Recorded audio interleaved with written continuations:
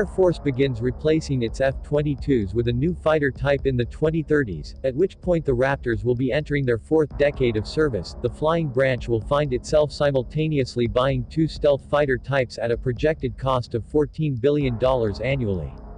Add in the cost of cargo planes, tankers and bombers, and you get $23 billion figure the CBO warned about.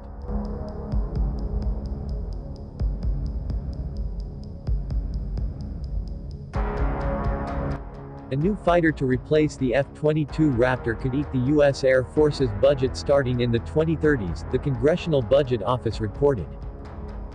The Air Force on average spent $12 billion per year, in current dollars, on new aircraft between 1980 and 2018. But replacing the flying branch's roughly 180 F-22s in the 2030s while simultaneously buying new F-35s, cargo planes and tankers, could cost as much as $23 billion annually, the CBO concluded in a December 2018 report.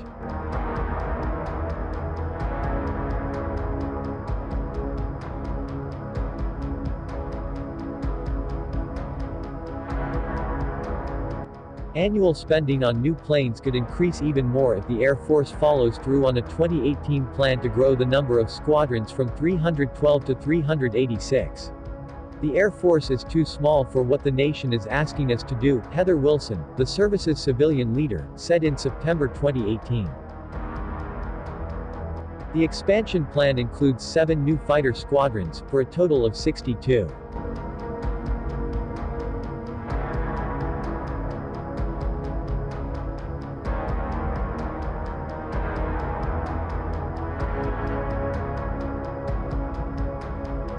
The CBO's report hints at one way out for the Air Force. The service could replace F-22s with additional F-35s for less money than it would take to develop a new fighter. The Air Force's budgetary problem has been a long time coming. Spending on new planes peaked at $29 billion in 1986 when the military still was preparing to wage war with the Soviets in Europe.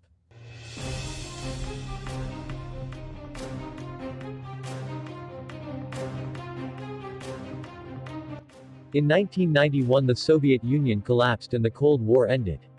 U.S. military budgets precipitously declined. By 1995 the Air Force was spending just $5 billion a year acquiring aircraft. Budgets increased after that, although modestly. The Air Force's average annual spending on new planes averaged $9 billion between 2010 and 2017, the CBO found.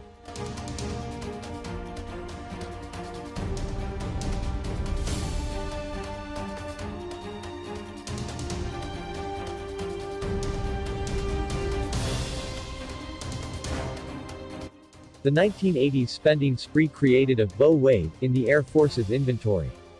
In 2018, roughly 1,500 of the service's 5,500 aircraft, including most of its F-15 and F-16 fighters, were between 26 and 35 years of age. Those 80s vintage planes need replacing. But the F-35s that are replacing them cost nearly $100 million apiece. The Air Force has only been able to afford around 60 F-35s per year, compelling the flying branch to stretch out procurement of nearly 1,800 F-35s through the 2040s.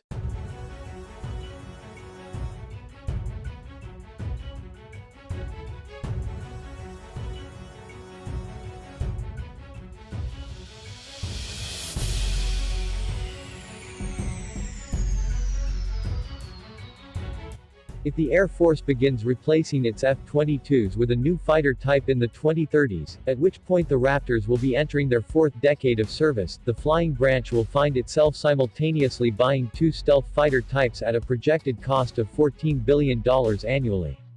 Add in the cost of cargo planes, tankers and bombers, and you get $23 billion figure the CBO warned about. To be clear, the Air Force could opt to replace the F-22 with the F-35.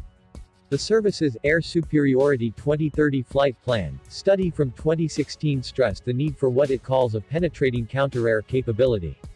In other words, a highly survivable air-to-air fighter. Capability development efforts for PCA will focus on maximizing trade-offs between range, payload, survivability, lethality, affordability and supportability, the study explained. But the study did not specify that the Air Force should develop a new plane for the role. The service could simply continue buying F-35s as the F-22s age out, the CBO advised.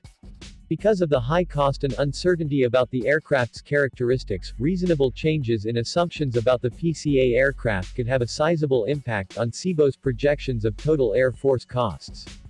For example, the Air Force could decide that the PCA aircraft's cutting-edge design is unaffordable and instead opt to purchase more F-35s. Because the F-35A's estimated average procurement unit cost is $94 million, compared with about $300 million for the PCA aircraft, the peak for new aircraft procurement in 2033 without the PCA aircraft would be $20 billion rather than $26 billion. The Air Force also could cut costs by buying fewer new aircraft, resulting in an overall force smaller than today's 5,500 plane fleet. But the branch's plan to add, not subtract, squadrons requires more aircraft, not fewer.